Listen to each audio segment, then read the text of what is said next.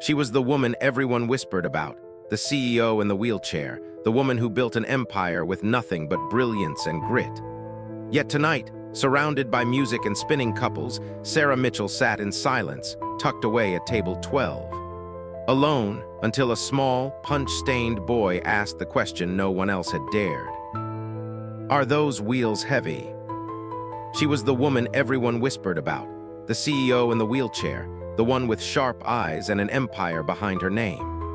Sarah Mitchell, founder and powerhouse behind Tech Vision Solutions, had signed deals that shifted markets and held her own in rooms where legacies were made. But tonight, under the soft glow of fairy lights and string quartet melodies, none of that seemed to matter. Riverside Gardens had never looked more enchanting.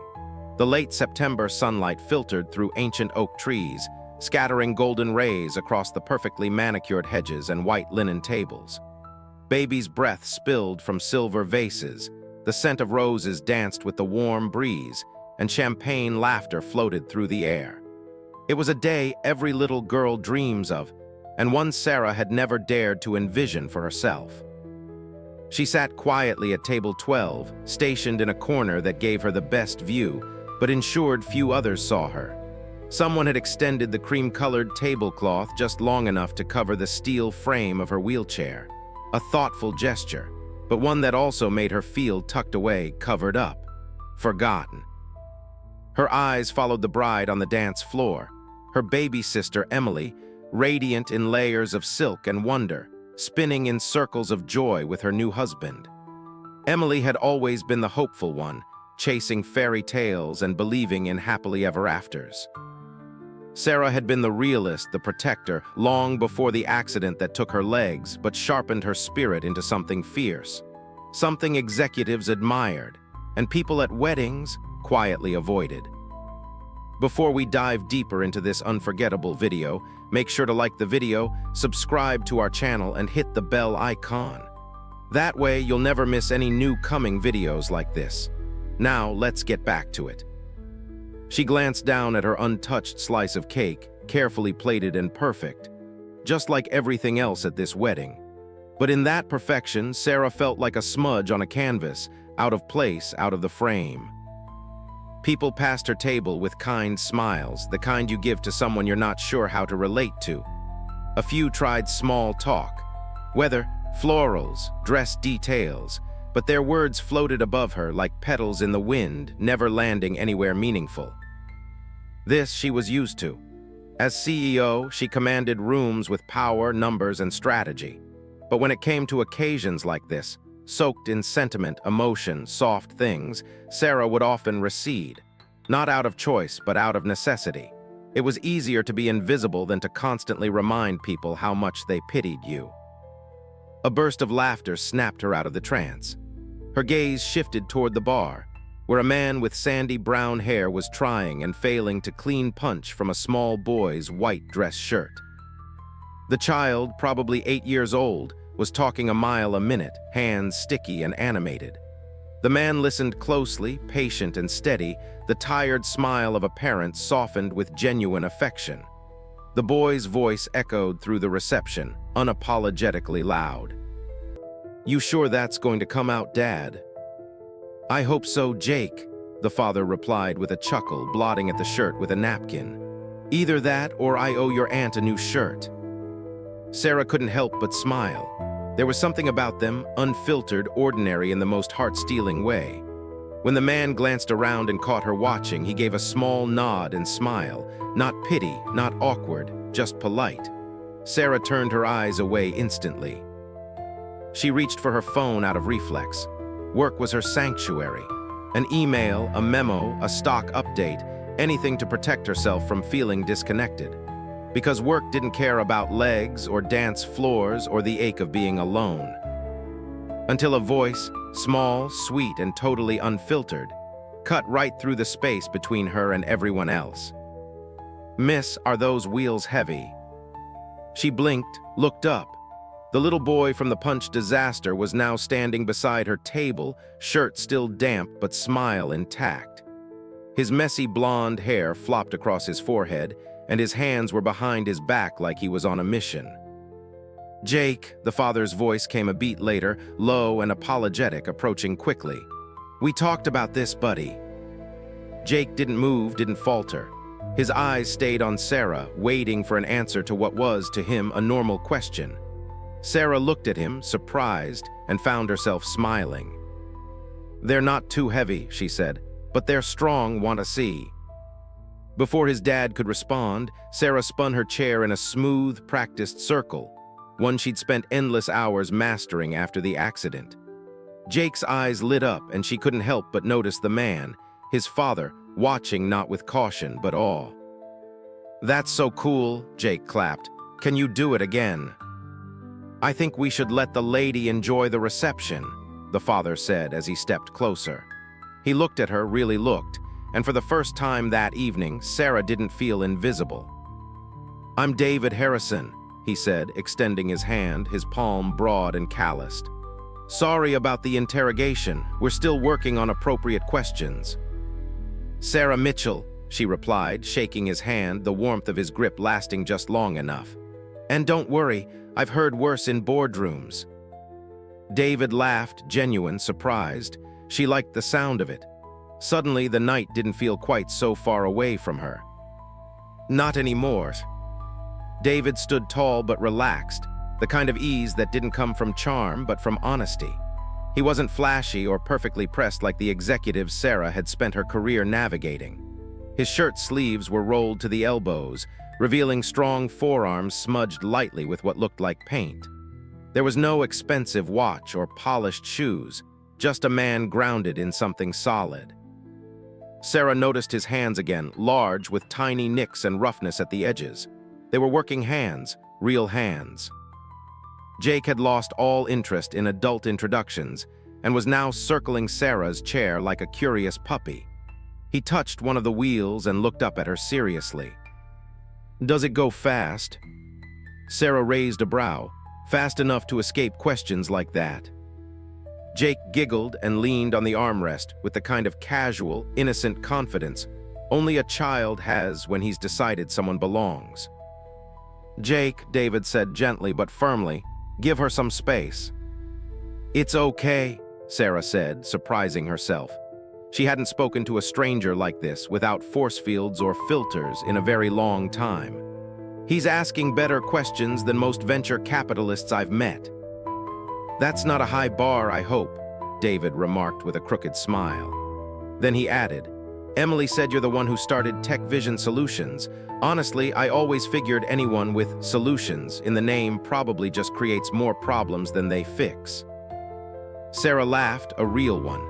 The tension that normally coiled around her spine in unfamiliar conversations started to unravel.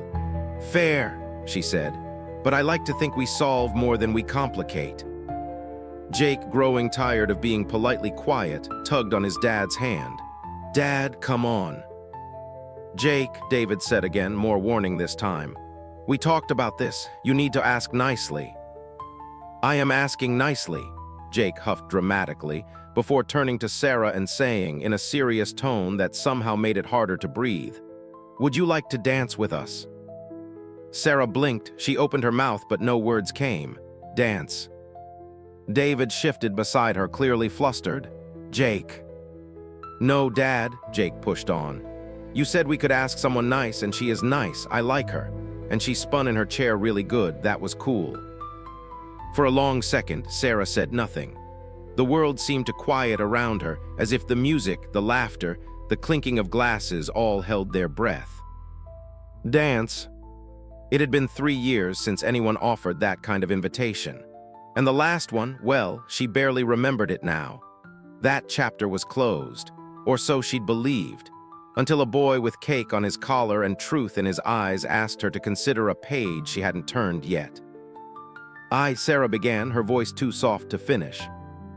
Jake leaned closer. I know you might be scared, but it's okay. Mom said dancing is about heart, not feet. Sarah's entire body stilled. David's face shifted visibly. Pain, memory, a glance at his son, a soft clearing of his throat.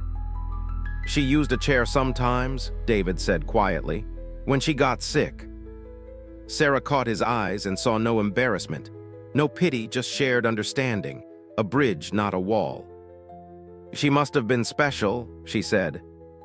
David nodded. She was. Their eyes held a beat longer than was polite.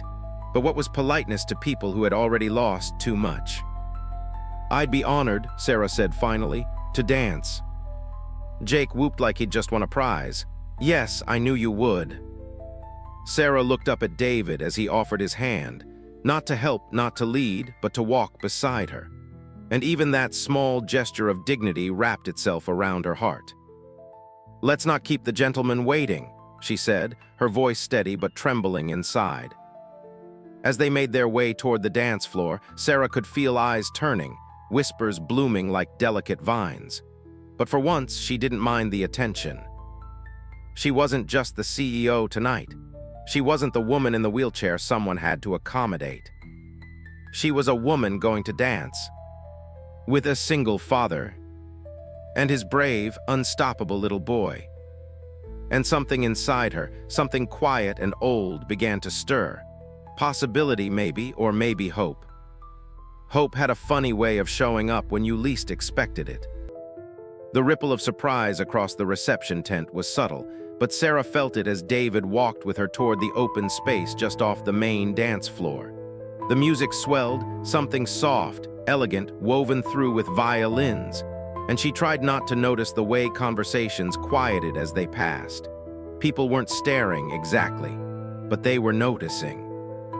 Before the accident, that kind of attention had felt like power. Now it felt like exposure. David didn't rush her. He walked beside her, his pace instinctively matched to the rhythm of her wheels, his hands at his sides, not touching unless invited. She liked that. Most people either hovered too close or avoided her space altogether, as if unsure if she needed help or if offering it was an offense. David just moved with her. Jake darted ahead like a self-appointed parade marshal. He twirled in the middle of the dance floor, then came back to tug at her sleeve. "Okay, ready?" He asked like it was the most normal thing in the world for a woman in a wheelchair, a little boy, and a widowed father to take over the dance floor mid-wedding. Sarah's laugh surprised even herself. Born ready. But when the music truly reached them, when David stepped gently behind her and placed his hands on the wheelchair handles, something inside her twisted. Anxiety? Fear? Vulnerability, maybe. She hadn't let anyone do this since rehab, not even her physical therapist. That had been her line, her boundary. He didn't move. He leaned forward just enough so she could hear him over the music. "May I?" It was the difference between pushing and dancing, between managing someone and meeting them. She nodded. David began to move her chair in slow, graceful circles, nothing showy, nothing rushed, just rhythm. He wasn't forcing the music. He was listening to it with her. They glided under the hanging lanterns, weaving naturally with the flow of other couples. Sarah's nerves dissolved into something else. Not joy exactly, but the edges of it, the possibility of it. "When's the last time you danced?" David asked softly. "I honestly don't remember," she confessed. "Before the accident maybe, before things changed." "They didn't change who you are," David said. "Just how you move through the world." Sarah turned her head slightly and found him watching her, not as if she were fragile or different or inspirational. Just watching, with respect, curiosity, and something steady. It unsettled her, in the best possible way. Her voice was quieter now, vulnerable in ways she hadn't allowed herself to be in years. "I used to believe that everything I lost was gone for good, that dancing and softness and things like this weren't part of my life anymore.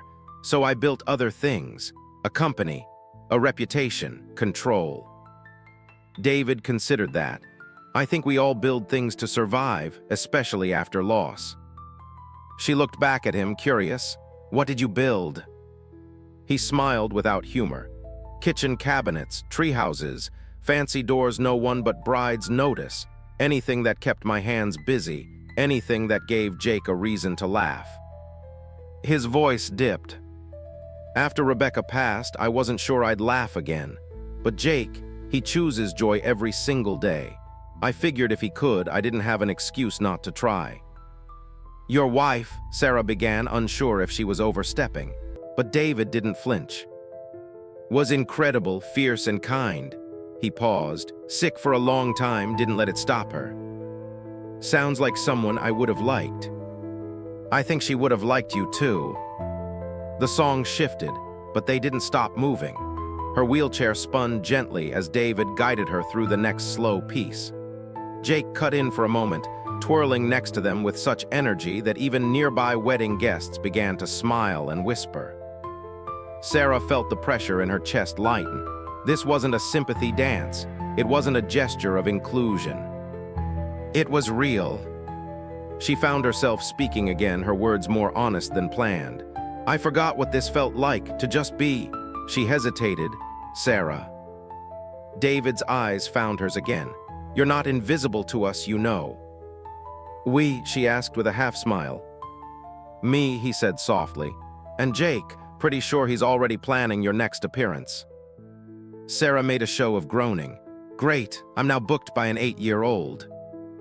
It'll cost you pancakes, he teased. He's ruthless. Jake dashed over once more. That was awesome, he announced. Sarah, you spin so fast, do you know how to moonwalk in the chair? I'm not sure that's in my current wheelhouse, she said, and couldn't help but laugh at the pun. Jake laughed too, absolutely delighted. David leaned in, his voice low again but gentle. You're kind of amazing, you know. She didn't deflect it this time. She just looked up at him, a soft smile warming her face. For the first time in a long time, she said quietly, I think I believe that. For the rest of the song, they moved not as one, but as something just as powerful, two people learning how to listen to each other without speaking. David's hands never gripped, only guided. His silence wasn't awkward, it was patient, protective even. Sarah found herself relaxing into the rhythm, allowing herself to feel, not just the music, but the unspoken trust building between them. Jake, meanwhile, had transformed the dance floor into an adventure zone. He was circling them like a gleeful satellite, throwing in spins and loud sound effects with zero coordination, and even less concern. His joy was completely uninhibited, as only a child's could be.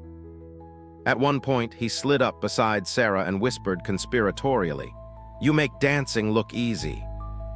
Sarah grinned. Don't tell anyone, but I practiced all week just to impress you. Jake nodded seriously, taking that as absolute fact. You did good. When the song ended, David lightly slowed the chair and stepped back just enough to meet her eyes. She caught the slight flush in his cheeks. From motion or emotion, she couldn't tell, but it matched the warmth spreading across her own. Do you want a break? He asked. Or should we keep going until they kick us off the floor?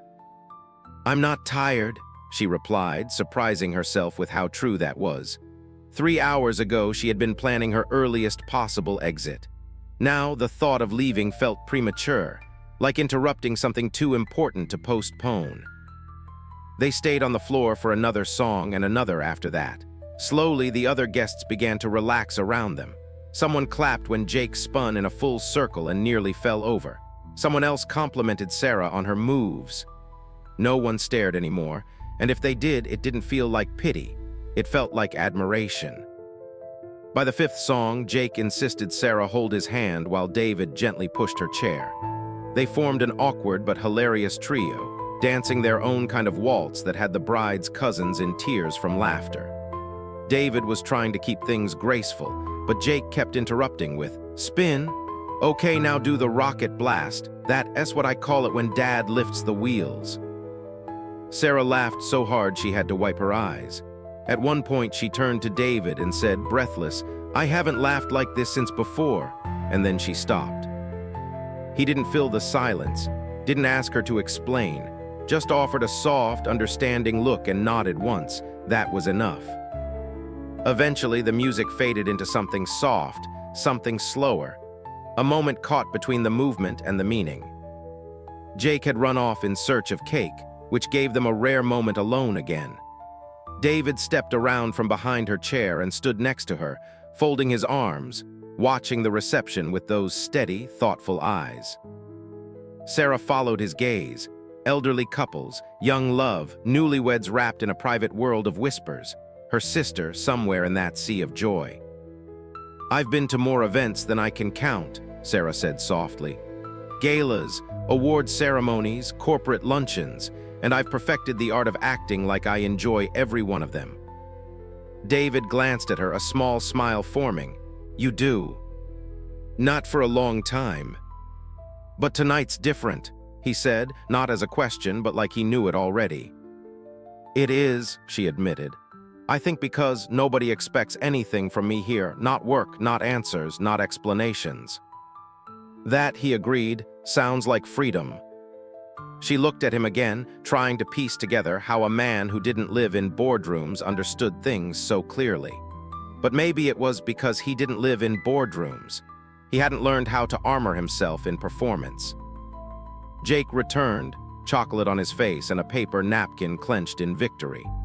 "We got 2 kinds of cake, chocolate and some fancy lemon thing that Aunt Emily says is floral forward, and that just sounds weird, but I brought both just in case." He offered Sarah the napkin like it was fine china. Sarah accepted it with mock polish. "Sir, your generosity knows no bounds." Jake beamed. David smirked, then gave Jake a gentle nudge. "Hey, why don't you go share a slice with Uncle Mark? I think he's losing the frosting war with his toddler." On it, Jake took off like a sugared-up superhero, leaving David and Sarah alone once more. "That kid," David said with a fond shake of his head, "is probably the only reason I still know how to laugh." "He's remarkable," Sarah said. "Sharp, kind, brave." "I wish he didn't have to be," David admitted. "But he teaches me every day how to show up, even on the hard days."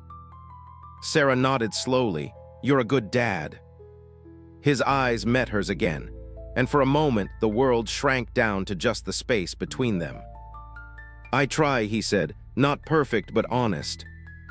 They stood there in that silence, soft and unspoken, the kind that carries more than noise ever could. Sarah could feel it, something shifting between them, something careful and brand new.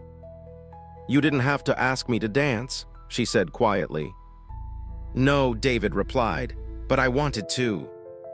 And Sarah felt it fully down to the center of herself, not politeness, not pity, just choice.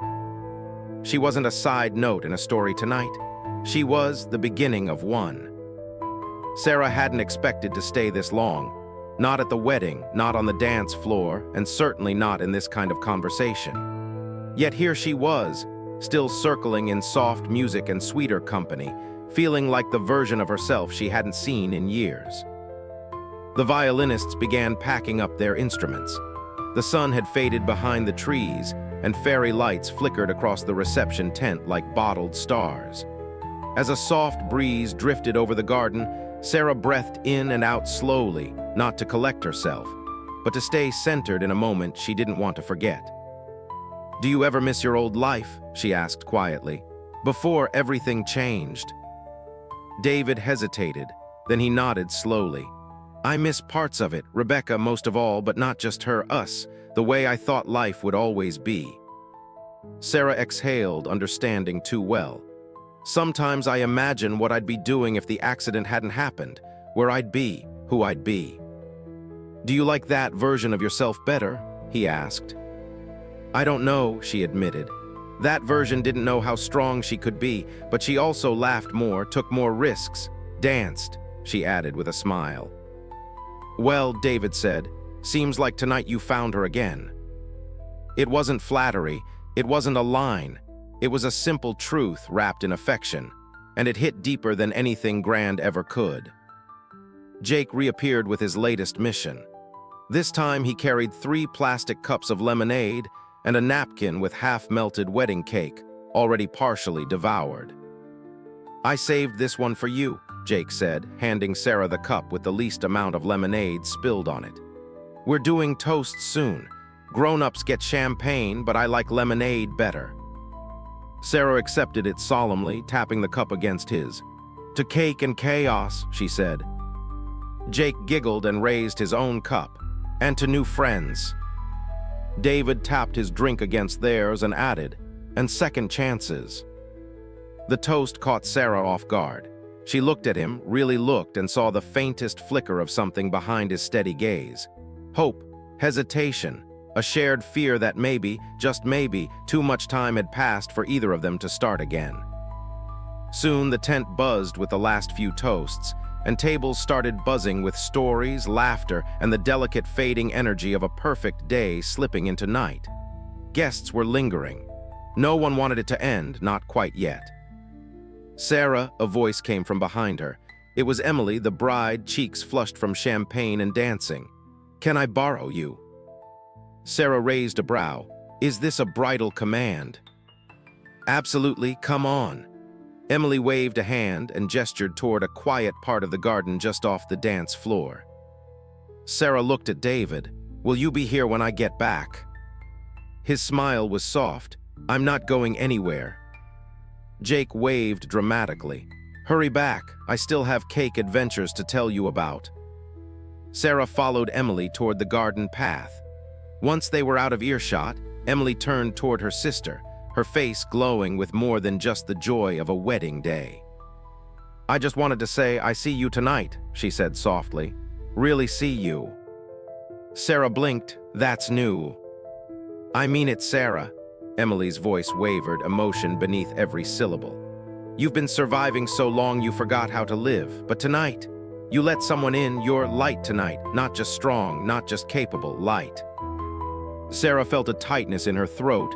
"I didn't plan this." "I know, that's what makes it beautiful." Emily hesitated, then leaned closer.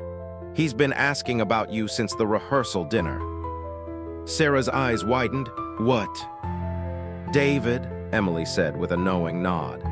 "He asked if you liked music, if you ever smiled, if you'd be okay sitting alone during the reception, because the moment he saw your name on the seating chart, he said, 'Do you think she'd let me ask her to dance?'" Something tender opened in Sarah's chest. "And Jake?" Sarah asked. Emily laughed. "Jake decided you were his new favorite person about 2 hours ago. He's already asked if he can invite you to his unofficial pancake sundaes. Apparently, you need to properly judge the syrup." Sarah couldn't hold back her smile. "Why do I feel like I'm being adopted?" Emily squeezed her hand. "Because maybe it's your turn to be chosen." That sentence nearly shattered her composure. For so long, Sarah had only been chosen for her accomplishments, her resilience, her ability to overcome and impress. But this felt different. Being chosen not out of admiration, but care. Out of presence, a connection. When they returned to the tent, the colors were softer now, the light gentler. Music played again, simple and slow. David stood near the dance floor, looking up with that same quiet patience that had defined him from the start. Jake, beside him, spotted Sarah and called out, "Hey, we saved you the best spot." And suddenly, she wanted nothing more in the world than to take it, to carve out one evening of joy and let it matter. One more dance. Because maybe the version of herself she missed, the one she thought had vanished in the wreckage, wasn't gone at all. Maybe she'd just been waiting for the right hand to hold and the right voice to ask. Jake had fallen asleep against one of the white cushions lining the edge of the reception tent, his small frame curled like a question mark, a faint smudge of chocolate still visible at the corner of his mouth. A jacket, David's most likely, was draped across him like a soft promise, and Sarah, watching from nearby, felt something shift inside her. A mixture of tenderness, sadness, and something terrifyingly close to love. David was beside her again, quiet, steady, hands in his pockets. He hadn't said much since she returned from her walk with Emily, but his silence wasn't empty. It held space. For her, for the moment, for the weight of the feelings neither of them quite knew how to name. Sarah spoke first, her words slow, not entirely steady. "How do you know when it's okay to move forward?" David looked toward the sleeping boy, then back at her. "You don't," he said honestly. "You just get tired of standing still." She absorbed that in silence. I spent the first year after Rebecca passed convinced that I had to keep everything exactly the same, he continued. Her coat stayed on the hook. I bought the cereal she liked, even though I never ate it. Every photo stayed where it was, untouched. Like I had to preserve her just right, or I was betraying her. Sarah understood too well. "And what changed?" she asked. "One night," David said, his voice quieter now, "Jake told me he was scared he would forget her. The way she laughed, the way her hair smelled. And I realized I hadn't been helping him hold on, I'd been teaching him how to not let go, how to freeze." Sarah's chest tightened. "I'd been doing the same thing," she admitted. "Work became my shield, my excuse, and over time I convinced everyone, especially myself, that I didn't need anything else." "You and I," David said, "we got good at surviving." She nodded slowly, "But surviving isn't living." David crouched next to her so their eyes could meet. "No, it's not." There was no flash of lightning, no swelling music, just this, two people sitting on the edge of what used to be, trying to imagine what could come next. "Can I ask you something?" Sarah said, her tone almost hesitant. "Of course. When you look at me, what do you see?" David didn't answer right away. And when he did, his voice was so calm, so certain, it caught her completely off guard. "I see a woman who scares the hell out of half the boardroom and charms the other half without realizing it. A woman who moves like the world belongs to her in a chair and still carries herself like no one can touch her heart." He smiled, but it wasn't playful. It was reverent. "And then I see tonight," he said, "and I see someone who finally let herself be seen." Sarah's throat burned. "I don't know what I'm doing," she confessed. "I've dated before, but not since the accident and not like this. This feels terrifying." David's smile deepened and he reached out, not to grab, not to lead, but to gently rest his hand over hers, open, soft. "Me neither," he said. "I still forget it's okay to be happy without guilt. I still flinch when someone says Rebecca's name and feel bad the first time I laugh too loud." And then his next words, quiet and stripped of defense, reached straight into her. "But I don't think love is something you get right. I think it's something you choose, again and again, even when it's scary and especially when it's new." There it was. The turning point. She looked into his face and saw more than kindness. She saw bravery. Not the kind that wore capes, but the kind that showed up again and again, even after heartbreak. And all at once, Sarah recognized the truth of her life. Not just the accident, not just her success, but the space between those things. The space she had protected so fiercely that nothing new had dared to enter it. Until now. Until a little boy with punch-stained fingers asked a question no one else had the courage, or innocence, to ask. And until his father, with rough hands and a patient heart, turned a dance into a door. "I don't know what comes next," Sarah said, her voice raw. "But for the first time, I want to find out." David didn't speak. He didn't need to. His hand stayed wrapped around hers, warm and steady. And for once, Sarah didn't feel like she was holding on for balance. She felt like someone was holding her, so she didn't have to carry everything alone. The garden around them glowed quietly in twilight, soft lights wrapped in tree branches like stardust. A breeze moved through the moment, as if the world itself was exhaling. Somewhere deep inside, Sarah did too. The wedding was winding down. The guests had started to gather their belongings. Shoes had been traded for sandals, jackets draped over chairs, bouquets slowly pulled apart by curious children. Somewhere behind them, the string quartet was packing up, their final notes still lingering like music hanging in memory. But Sarah didn't want to leave yet. Everything about this night had felt like stepping into someone else's life, a softer one, unedited, without agenda. For the first time in years, she hadn't been Sarah Mitchell, CEO and strategist and symbol of resilience. She'd just been. David gently stood from the bench beside her and stretched, glancing toward his son asleep under his jacket, then looking back at Sarah. "Do you need to get back?" he asked softly. "I didn't mean to keep you this long." She shook her head. "I'm exactly where I need to be." David smiled at that, just a small one, but it felt real, like acknowledgement, like hope. Sarah looked toward Jake and smiled. "He's out cold." "He earned it," David said.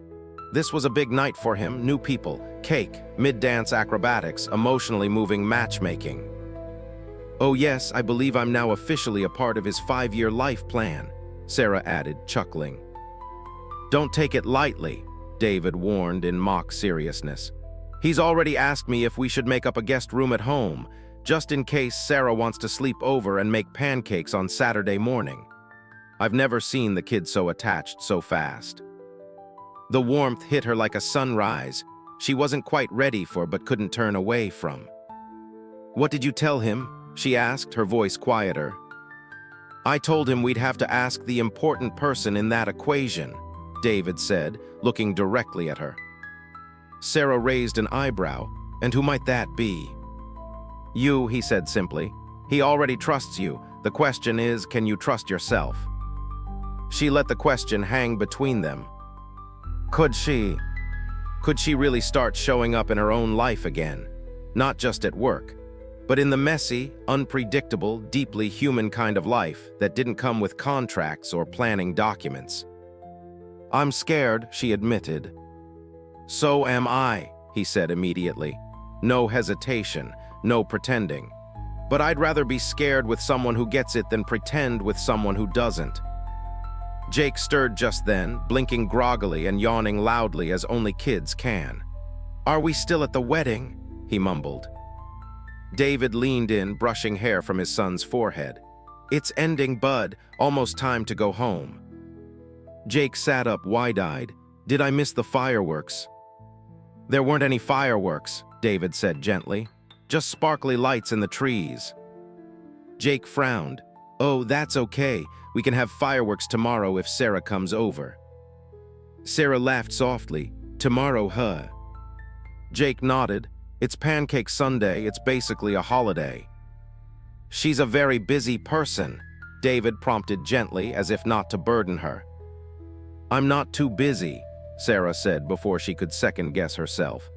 "Actually, I was thinking maybe I'd stop by, see how the famous pancakes measure up." Jake lit up. "Yes, Dad, make the blueberry kind, and we can show her the treehouse too, even though it's not finished." David met Sarah's eyes and smiled, a little stunned, a lot grateful. Jake climbed into Sarah's lap without asking, curling comfortably like it was the most natural thing in the world. She didn't mind.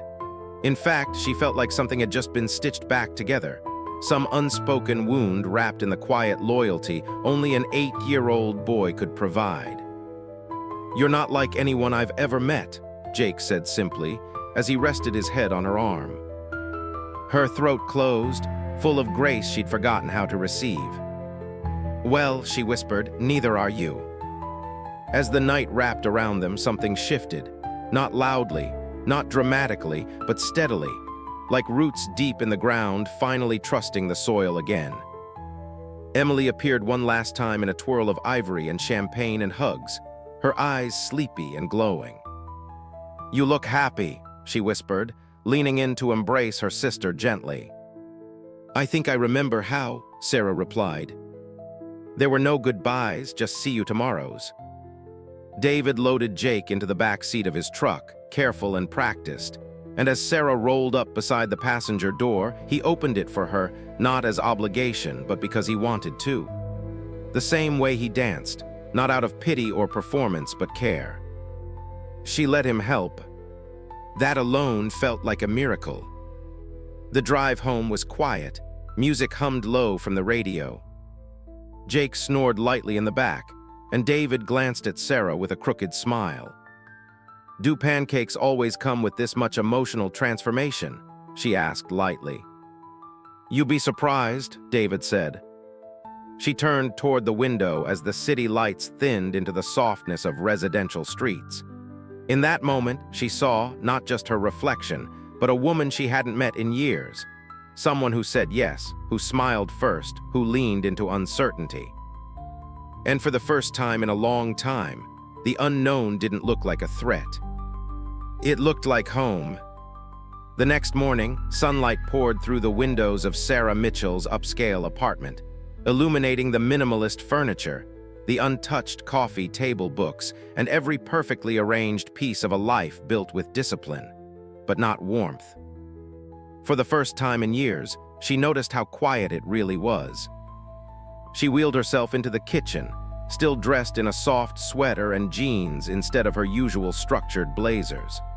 On the counter, a glass vase held a wonky bouquet, a handful of garden flowers Jake had insisted she take with her last night after the wedding. They weren't arranged with skill. They didn't match the aesthetic vibe of her home. She loved them anyway. Her phone buzzed with a message. "David, pancakes are on the stove and someone keeps asking if you forgot the way. Winking face no pressure, but there's coffee."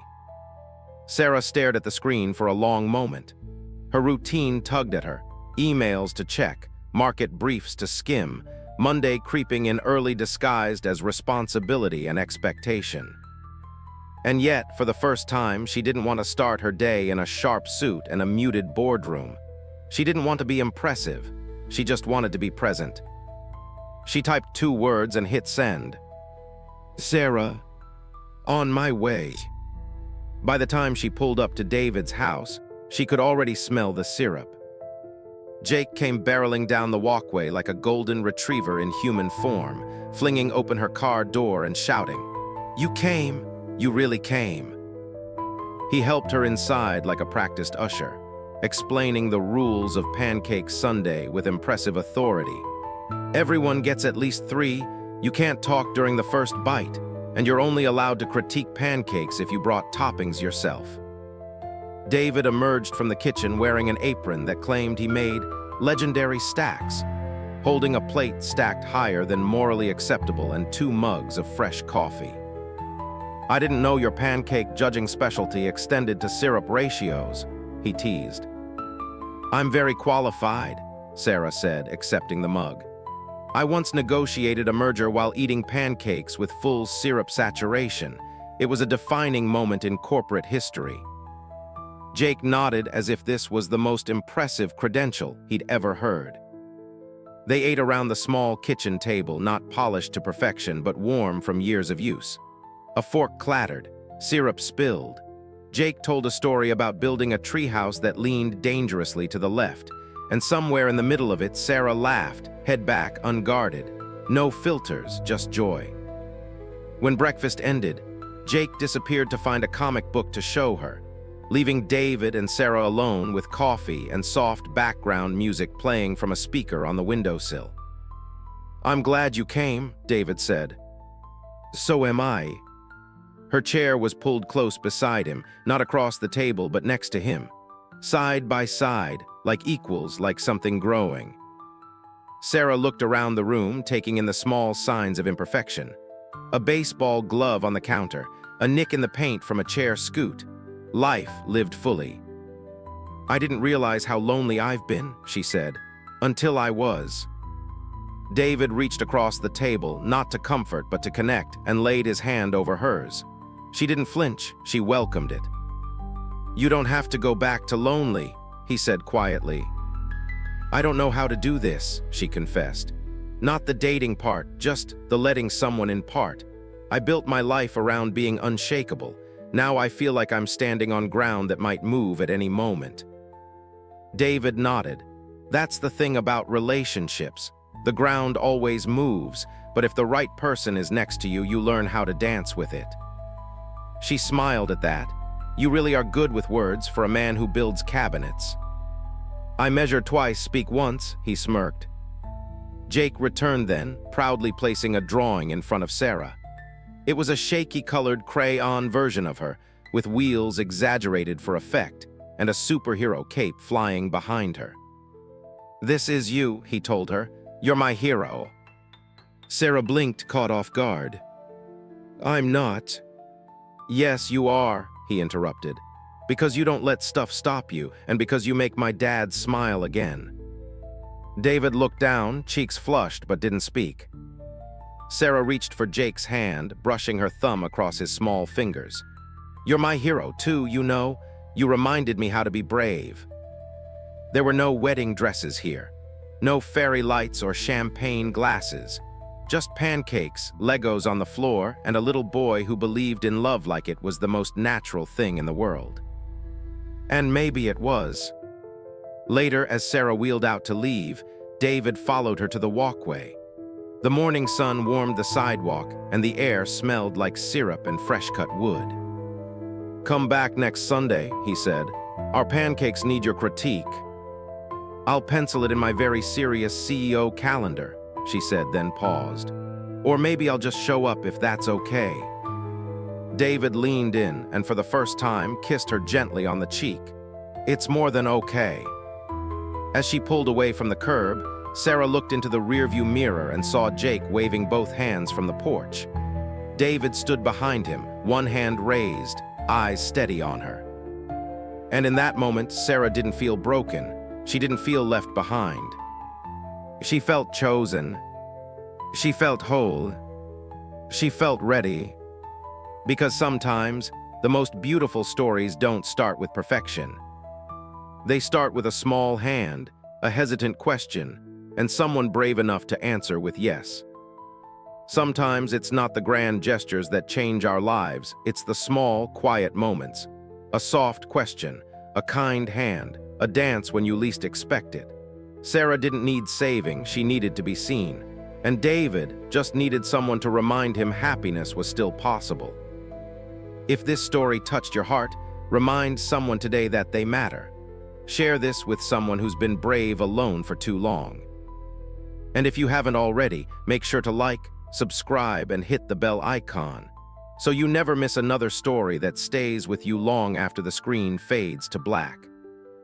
Because sometimes, all it takes is a new yes to begin again. Thanks for watching. See you in the next story.